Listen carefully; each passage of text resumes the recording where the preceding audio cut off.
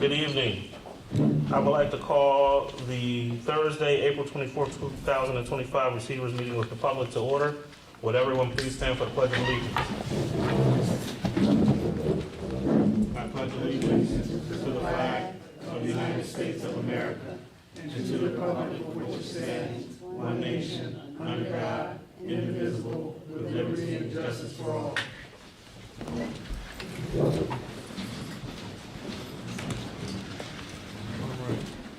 All right, before we get started this evening, a couple of announcements. One, I'll start with the agenda.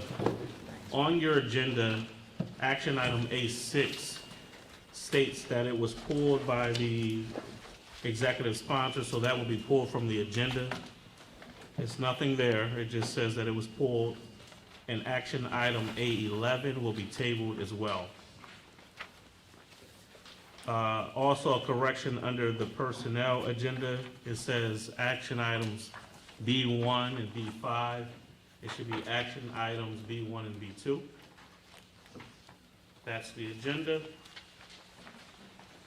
And then I just wanted to make a couple of brief comments. Of course, Chester Upland School District was saddened by the news surrounding the closure of Prospect Crozier, and I just want everyone to know that we have been at the table, we are currently at the table, and we will remain at the table to have conversations so that we can do what's best for our scholars and their families. Their health, well-being is a top priority of ours, and we are, again, very supportive in the healthcare disparities that we have in this community, and we'll be working with whomever and all parties to address the concerns that the community has. So I wanted to make that generic statement. But we have been at the table, we are at the table, we will continue to be at the table. We don't have to stand in front of the cameras to get things done. All right? Next, there is an event actually happening right now at City Hall. For residents, we encourage them all to go, so hopefully we won't have you here too long tonight, that will talk about some of the contingencies that are taking place around the closure of Crozier Prospect. That event will run until 8 p.m. At City Hall, I'm sorry, yes. I probably should have just read my paper. I was trying to paraphrase and read my paper. Right? I also would like to clear up a statement that was made in a public forum or on social media regarding the district's fund balance being a negative $365 million after our 5 years of our recovery plan. That is not true. That document, that number is actually in the recovery plan. However, it's a caveat that says if we do absolutely nothing with implementing our recovery plan, that is our worst case scenario. So I don't want that narrative to be out that our fund balance will be a negative $365 million, because that is not the case. If we were to implement the recommendations in the recovery plan, which we are doing, the fund balance at the end of that 5 year would be a negative $23 million. Not saying that we're proud of that, but it's a few million, you know, that delta is a little different. But with that, I offer you this caveat. You all know when I arrived, and even currently while we're here, we're working to get caught up on our audits. When I arrived at district, we're 3 audits behind. So when PFM did the modeling, they did not take that into effect, because from their vantage point or viewpoint, they don't know what the true beginning balances are, right? So they didn't want to put anything out there until audited financials were done. There's an audit that should be completed within the next few weeks and will be released that will give us a better picture, that will shift that number in a more positive way and light. And then the following audit will commence shortly thereafter, and we anticipate that that will take 16 weeks to complete, because the team has already done its due diligence with pulling and doing all of the pre-audit work. So it's ready, sitting there, just waiting to be audited. And again, once that audit is done, you'll see a significant improvement, and this fund balance will definitely change. And I anticipate that the fund balance would be at least at zero or in the black. Once those audits are complete, they have actual true numbers, and based off of the work that this team has been doing over the last few years. To note, and you've heard this said publicly time and time again, upon our arrival, Yes. the district was carrying about $15 million on average a year of unpaid liability, unpaid vendors, whether it be the trash company, or whoever, about $15 million a year into its next fiscal year, and the district was not budgeting for that, right? That number, again, not super proud about it, but that's now down to about $1.7 million a year. So that drastically changes what your fund balance will look like and how much debt you're actually in, right? Because of the hard work and dedication of the administration over these last couple of years. With the 1.7, I will brag to say that we now at least budget for our shortcomings from the prior year, so it's accounted in the next fiscal year, and we won't have the issue of running these deficits, structural deficits is the accounting term, that CUSD has had for probably 30 years. But we won't even touch that tonight. But I just wanted to point that out, that $365 million number in the whole is not accurate. And they probably should have called me first, but I'll talk to them later. Lastly, Can I get an applause for that? I think an applause is necessary. That's all. Come on, let's clap. I'm sorry, I just felt that. all we did was what we were supposed to do. I just felt that.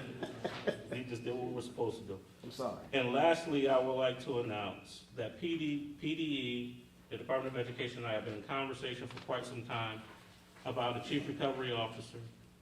And I did have an extensive conversation with PDE on last Thursday. They were here this week on Tuesday, met with Dr. Momin and I am pleased to announce that PDE has appointed a chief recovery officer to Chester Upland School District to assist myself in the administration with implementing the recovery plan and enhancing our educational opportunities for our scholars. So Dr. Eric B. Holmes will be starting with the Chester Upland School District on July 1 of 2025 as the chief recovery officer. So we welcome Dr. Holmes and look forward to working with him. And there will most certainly be an opportunity for us to have a meet and greet at the appropriate time. But I wanted to put that out there because that was a recommendation in the recovery plan, so that is the one that we can check off to say is now complete. With that, I will move over to Dr. Momin and we will have our superintendent's report. Thank you, Receiver Nichols. Good evening to everyone in the audience and anyone who may be watching online.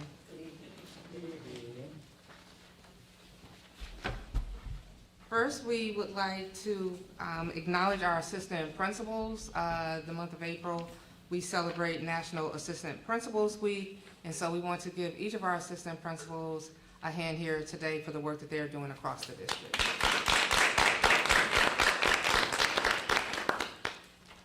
We also celebrate this month Administrative Professionals Day, which includes our administrative assistants, our secretaries, executive assistants across the district. They work very hard for this school district, and we also want to give them all a hand. So more to come around information with our administrative assistants, but today we want to celebrate them publicly.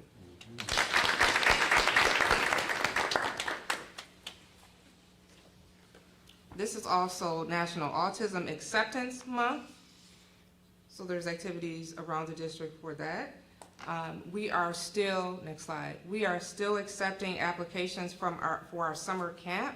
The deadline for submissions on applications is May 1st. So please reach out. This is free to CUSD students entering grades K through 8. It runs June 23rd through July 24th. Applications are in English and in Spanish. Some updates from our finance department. At this time, we would like to congratulate Mr. Larry Pam, who has been promoted to our Assistant Business Manager in the business office. So congratulations. We'd also like to thank everyone who has been involved with our 2025 Class Dues Initiative, working with Mr. Ham and our AD, Mr. Bell, working with the media team, and we have moved the needle from collecting $1,000 in January to over $42,000 by April 15th. So congratulations to everyone involved, including our parents, to make this possible.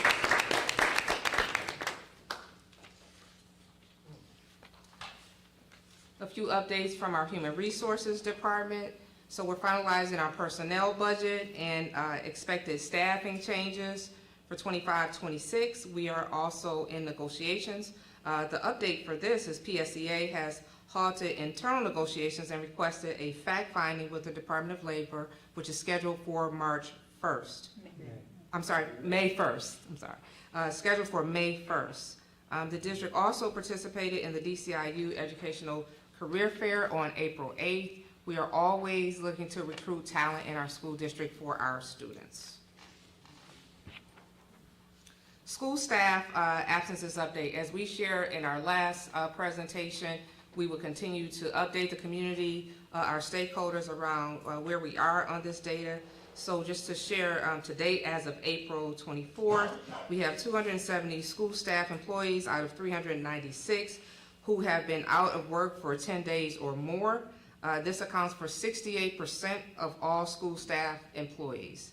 In addition to that, we have 102 school staff employees out of 396 who have been out of work 18 or more days. This accounts for 26% of all school staff employees.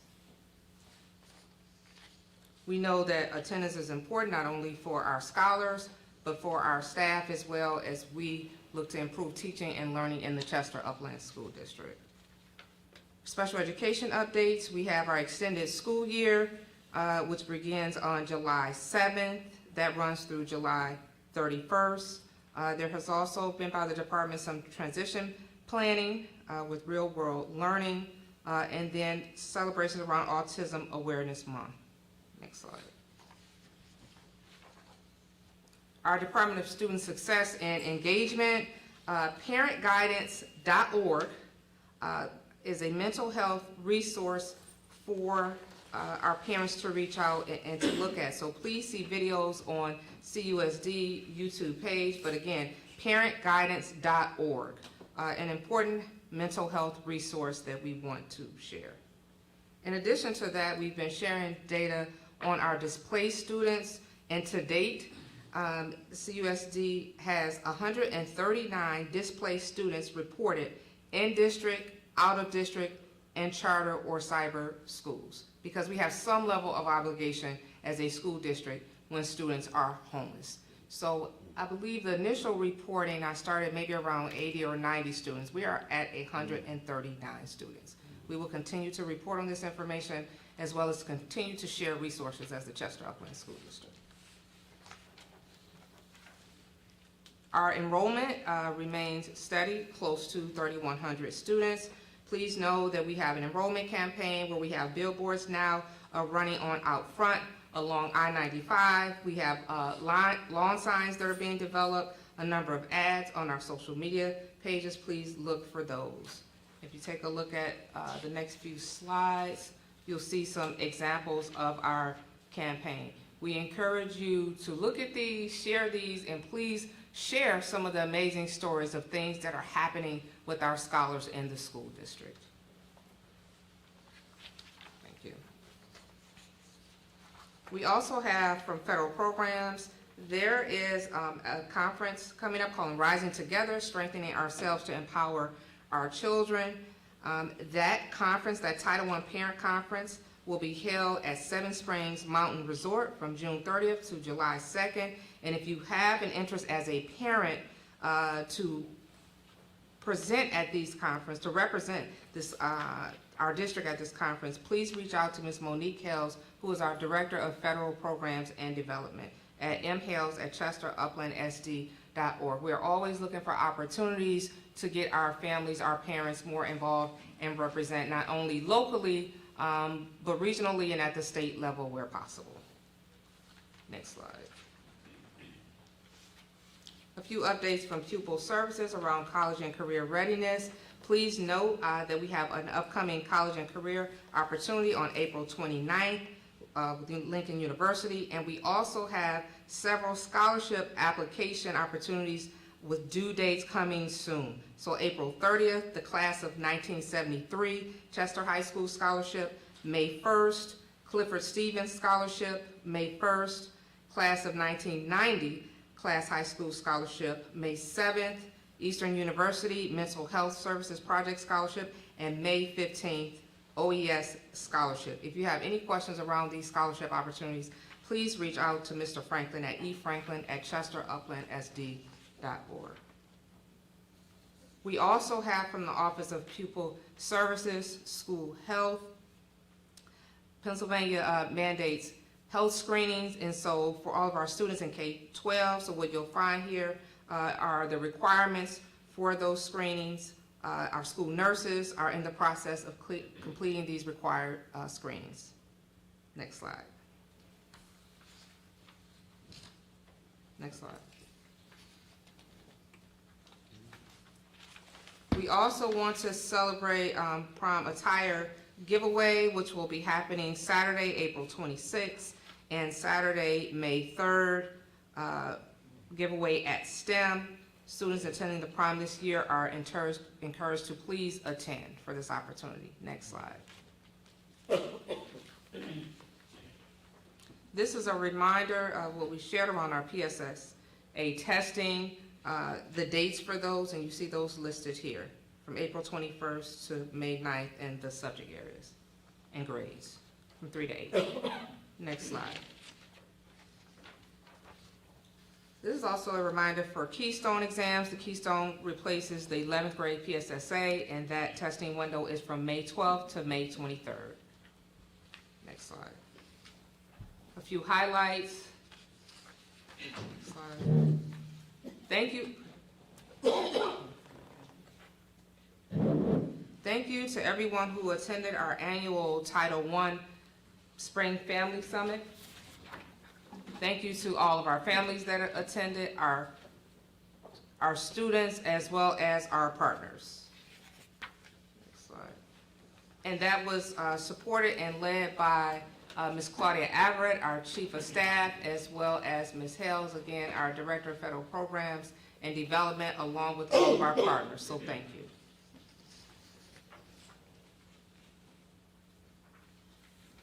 We also had high schoolers attend the PICO Junior Infrastructure Academy earlier this month. Students from Chester High School and STEM attended this PICO Junior Infrastructure Academy at Widener University, and this was to explore the energy field through hands-on activities.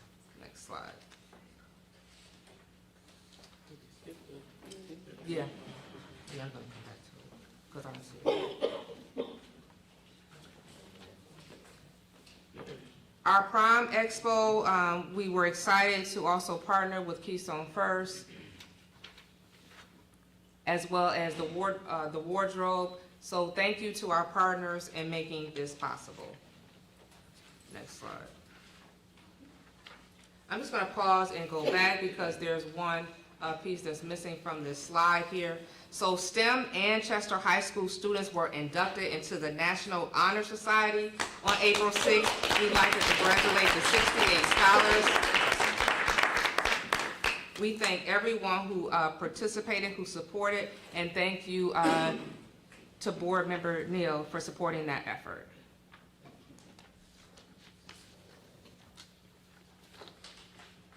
And that concludes my presentation.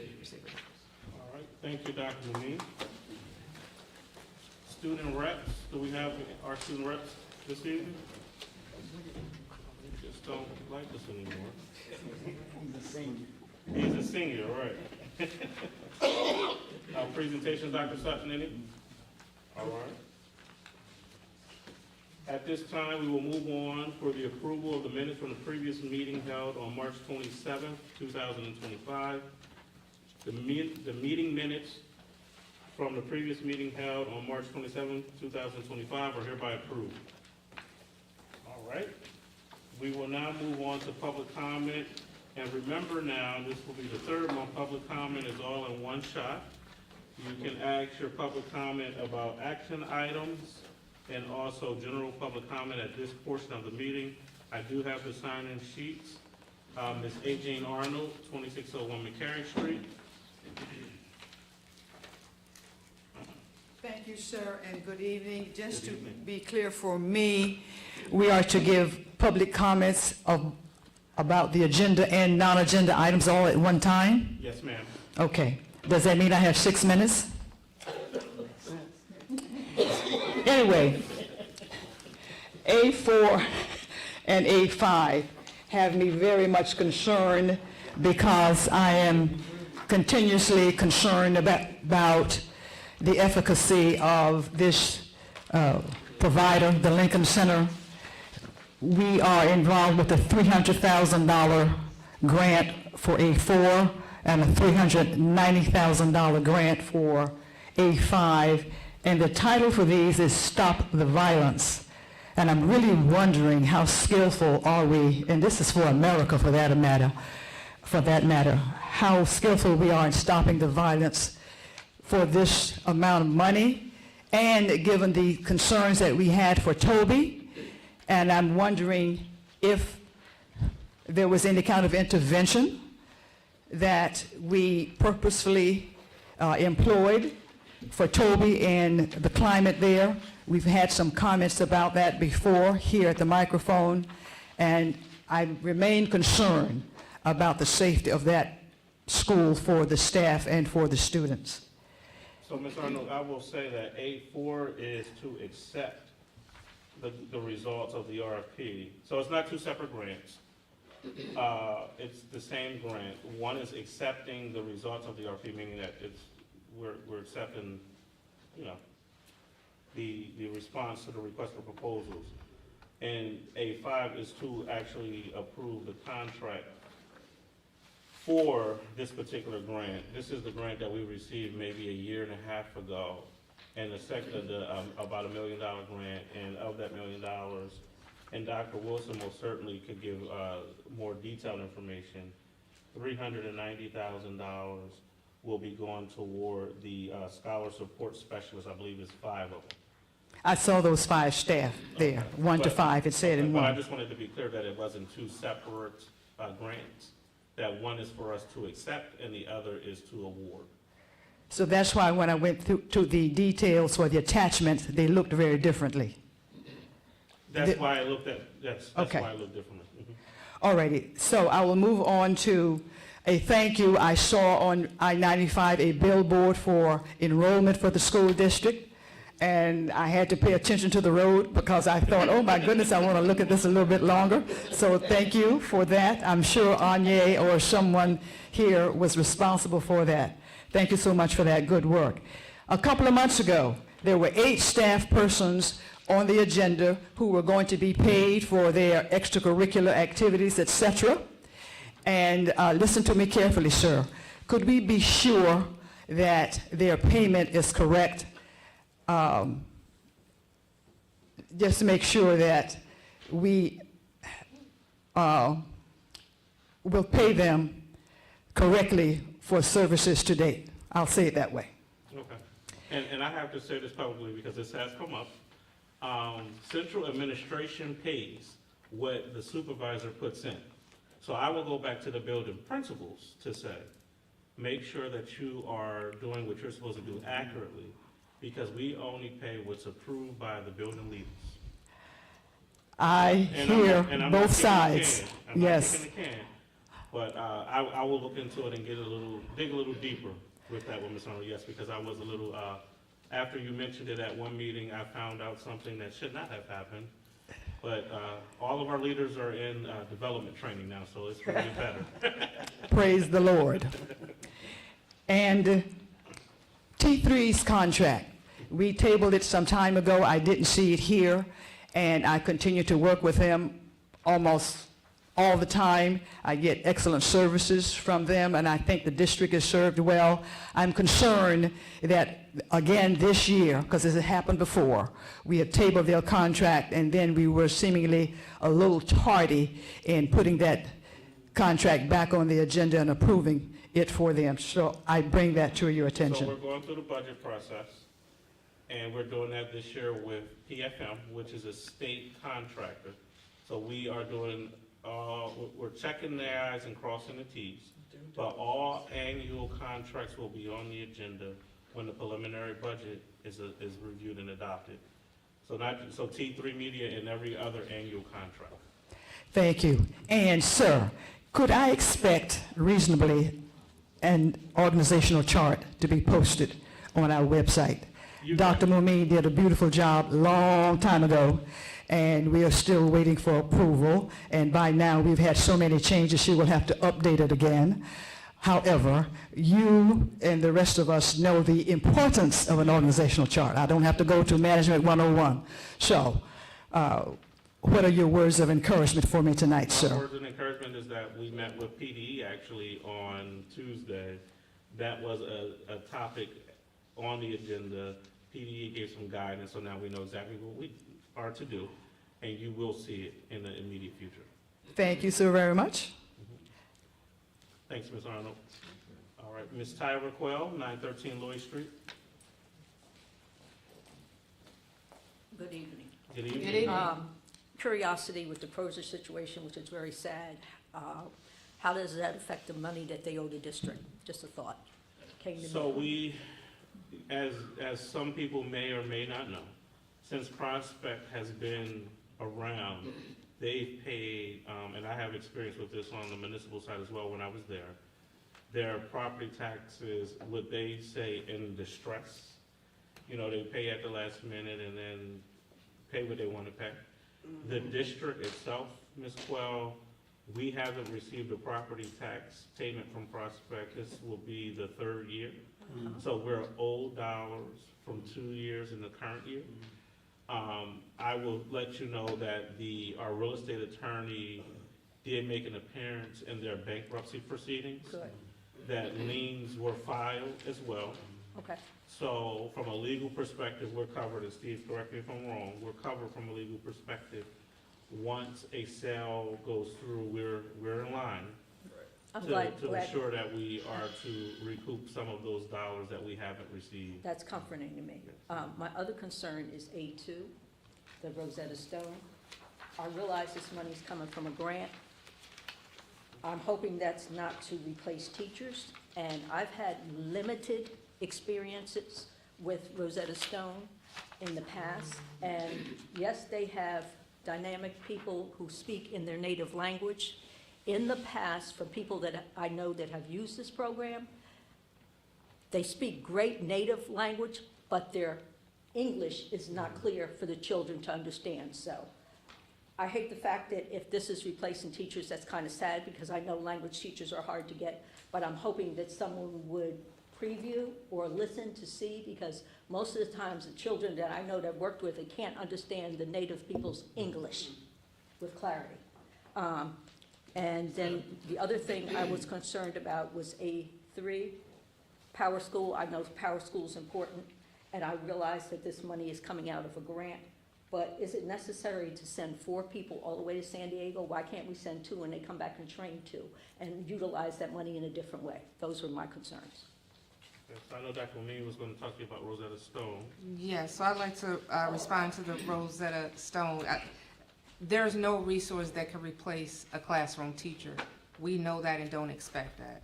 But our students in the Chester Upland School District deserve any resources that any district could possibly have access to.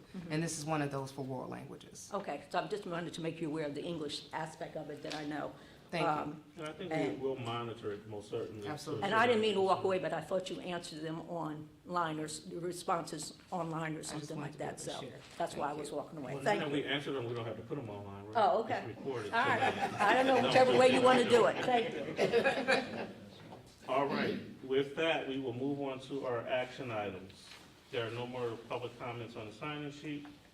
At this time, action items A1 through A5 and A7 through A10 under the education agenda are hereby approved. Action items A1 through A5 and A7 through A10 are hereby approved under our education agenda.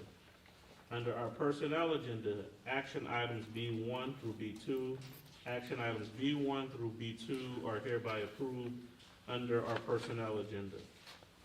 Under our business agenda, action items C1 through C14, action items C1 through C14 are hereby approved under our business agenda. All right, with that, I think we should try to get over to 1/4 Street to see about this other situation that's brewing in our community. This meeting is adjourned. Thank you. Ms. Gabbard. Hey, hey, hey,